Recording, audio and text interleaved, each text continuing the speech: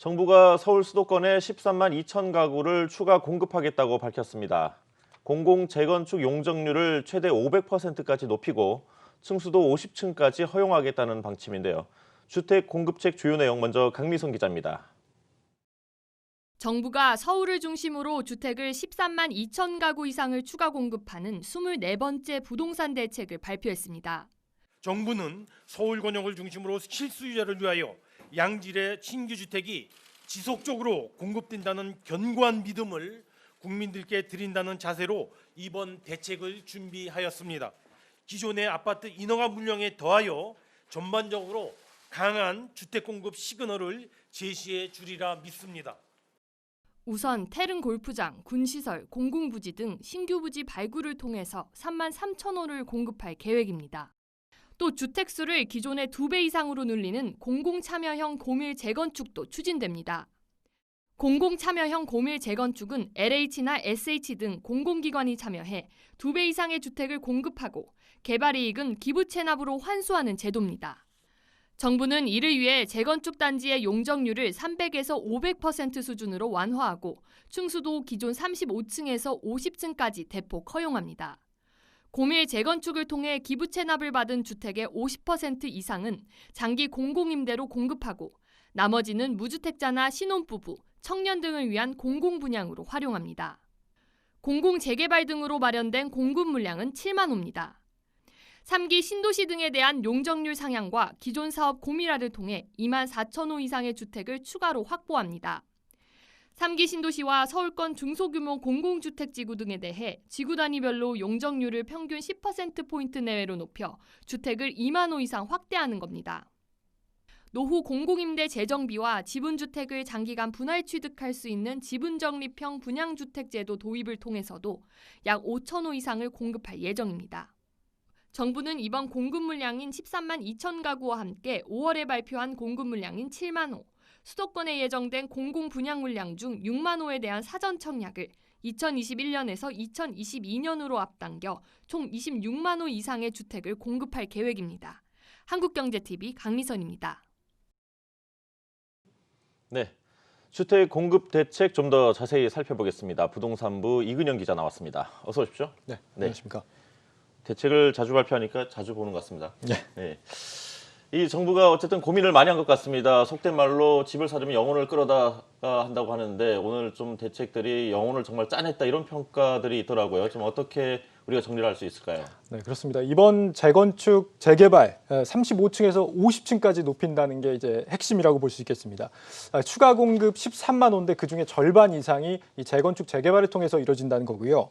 예를 들어서 원래 한 500호 정도인 아파트를 재건축을 해서 600호 정도를 만들 수 있었다라고 한다면 앞으로는 이거를 1000호까지, 2배까지 늘리겠다라는 계획입니다. 대신 이 늘어난 500호 가운데 절반은 공공임대 또는 공공분양을 통해서 기부 체납을 받아서 제공하겠다 이런 계획을 밝혔습니다. 네, 물론 이제 공공 분야기는 하지만 이렇게 되면은 당장 서울 강남이나 여의도 재건축 단지들 지금은 규제에 묶여 있지만 앞으로 어떤 이런 대책이 규제 완화의 대상이 될 수도 있겠군요. 예, 모든 이 재건축 단지가 대상이 되는 것은 아닙니다. 이 역세권 일대의 주상복합 같은 이 준주거 용도만 50층 개발이 된다는 거고요. 이 아파트의 경우에는 일반 주거 지역이기 때문에 해당이 안 됩니다만 역세권 일대에서 이 준주거로 변경할 경우에 50층까지 해주겠다는 얘기입니다. 여기까지는 아마 이해가 되실 텐데요. 더 복잡한 게 이 모든 역세권 일대 재건축에 해당이 다 되는 건 또 아닙니다. 도시 계획에 따라서 되는 지역이 있고 안 되는 지역이 있는데 간단히 정리를 좀 하자면 여의도 시범 아파트나 잠실주공 5단지 대로변 일대와 같은 곳들은 50층 고밀 개발이 가능합니다만 반면 음마 아파트 그리고 압구정 1에서 6지구 같은 경우에는 어렵다라는 게 서울시의 입장입니다. 네, 이 재건축 재개발 외에 신규 택지를 개발하겠다는 점도 좀 눈에 띄더라고요. 태릉 골프장 외에 이 새로 개발되는 곳들 어떤 곳들이 있는지 소개를 좀 해주시죠. 네, 이 용산 미군기지 그리고 정부 과천청사 부지 정도가 좀 눈에 띄고요. 그 외에도 이 공공이 소유한 부지에 대략 한 4만 호 정도를 공급하겠다는 계획입니다. 정리를 하면 이 재건축 재개발을 통해서 7만 호 그리고 정부 소유 부지를 새로 개발한 게 4만 호 해서 서울에만 한 11만 호 정도가 공급이 되고 나머지 2만 호는 3기 신도시의 용적률을 높여서 공급이 된다. 이렇게 정리해 볼 수 있겠습니다. 네, 그럼 여기서 이번 대책의 실효성은 얼마나 있을지 부동산 전문가와 얘기 나눠보도록 하겠습니다. 명지대 부동산학과 권대중 교수님 연결돼 있습니다. 교수님 안녕하세요. 네, 안녕하세요. 네, 먼저 서울 집값 과열 막겠다고 정부가 오늘 공급 대책 내놨습니다. 총평부터 간단하게 해주시죠.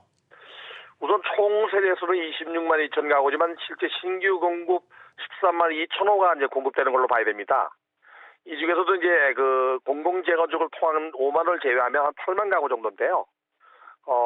지금 이 그 물량이 당장 입주 물량이 아니고 향후 3년 또는 5년 후에 입주 물량이기 때문에 물론 뭐 전혀 영향이 없는 건 아닌데요. 주택 시장에 큰 영향을 주지 못할 거라고 생각이 됩니다. 당장 입주 물량이 아니기 때문에 매매 수요가 대기 수요로 남아서 기다리는 사람들도 있을 겁니다.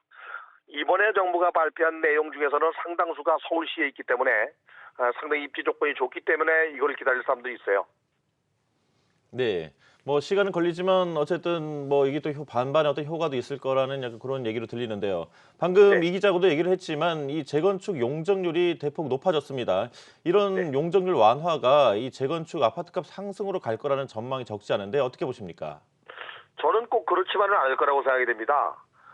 정부가 그 공공재건축을 통해서 고밀 개발하겠다는 거 하는 내용 중에 가만히 보면은 증가되는 용적률의 50%는 임대주택으로 공급을 해야 합니다. 뿐만 아니라 이제 그 용적률의 층고 완화를 통해서 개발 이익이 생기면 최대 90%까지 환수하겠다고 부총리가 말씀하셨거든요. 그렇다면은 결국에 조합원 입장에서 볼 때는 이렇게 개발할 경우에 임대주택을 공급하면서 큰 이득을 못 볼 수 있습니다. 만약에 이익이 발생하면 재건축 초과이익 환수제가 또 환수할 가능성이 높기 때문에 조합원들이 여기에 응할 건가가 가장 관건이라고 생각됩니다. 네, 교수님 여기까지 듣도록 하겠습니다. 고맙습니다. 네, 감사합니다. 네, 권대중 명지대 부동산학과 교수였습니다. 이 기자. 일단 이번 대책 역시 단기적으로는 이 해법이 될 수 없다는 게 좀 자명해 보이는군요. 그렇습니다. 이번 대책 핵심은 이 재건축 재개발인데요. 이게 2023년부터 본격화되기 때문에 결국 내년이 문제입니다. 이 김현미 장관이 밝힌 입주 물량을 보면 올해가 5만 6천 호 그리고 내년이 3만 6천 호로 크게 이 평년보다 입주 물량이 줄게 되는데 매물이 한동안 잠길 것으로 보여서 단기적인 해법이 없다는 거고요. 이 재건축 고밀 개발에 대해서는 논란이 상당히 많습니다. 이 높게 지어지고 또 시행 속도도 굉장히 빨라지니까 호재가 아니냐 이렇게 볼 수도 있겠습니다만 조합들 여론은 현재 상당히 좀 부정적입니다. 이 홍남기 부총리가 앞서 교수님께서도 말씀을 하셨지만 용적률 증가에 따른 기대 수익을 90% 이상 환수하겠다라고 밝혔기 때문에 수익률이 실제로는 10%도 나지 않는다는 거고요. 또 임대주택이 들어서는 것에 대해서도 이 재건축 조합원들의 반발이 심각한 상황입니다. 결국 이 조합이 동의를 해야 사업을 진행할 수 있는 거기 때문에 실제 계획된 7만 호가 그대로 공급될 수 있을지는 미지수라는 거고 더 큰 문제는 이 국토부와 서울시가 재건축 부분에서 엇박자를 내고 있다는 겁니다. 이 정부 발표 후에 서울시가 바로 브리핑을 가졌는데 이 서울시는 이 민간 재건축이 공공이 참여하는 건 민간 재건축에 공공이 참여하는 건 문제가 있다 이런 입장을 밝혔습니다. 이 해당 지자체의 의견이 이렇기 때문에 이 정부가 졸속으로 이번 정책을 밀어붙인 게 아니냐 이런 의심을 해볼 수 있는 대목이라고 할 수 있겠습니다. 네, 뭐 요하자면은 사업성이 안 나는 것도 문제고 이 정부와 지자체 간의 어떤 마찰도 문제고 과연 그 소기의 효과가 있을지 좀 의문이라는 건데 그럼에도 불구하고 오늘 정부가 밝힌 거 보면은 추가 물량의 50% 이상을 이 신혼부부나 뭐 청년들 이런 무주택자에게 공급한다는 그런 계획을 내놨어요. 그런 측면에서 보면 좀 뭐 유익한 부분도 있지 않을까 이런 평가도 있던데요. 그렇습니다. 일단 뭐 재건축 재개발 7만 호를 빼면 대부분 이 정부 택지에서 바로 추진할 수 있기 때문에 공급 자체에는 문제가 없을 거라는 시각이 많습니다만 우려가 나오는 부분은 과연 살만한 집이 조성이 되겠느냐 여기에 대한 부분입니다. 당장 이 공공임대주택 중에 공실이 있는 부분을 무주택자들에게 제공을 하겠다. 또 이 공실 오피스 상가를 임대주택으로 공급하겠다 이런 방침을 밝히고 있는데요. 과연 이 살만한 주택이 나올 수 있겠느냐 이런 고민이 있고요. 또 나머지 이 서울 내의 신규 택지의 경우도 LH와 SH가 과연 이 민간 건설사들과 같은 아파트로 경쟁력 있게 아파트를 조성해 줄 것인가 하는 부분이 관건이 되지 않을까 싶습니다. 네, 여기까지 듣도록 하겠습니다. 부동산부 이근영 기자였습니다. 이 기자 수고했습니다. 고맙습니다.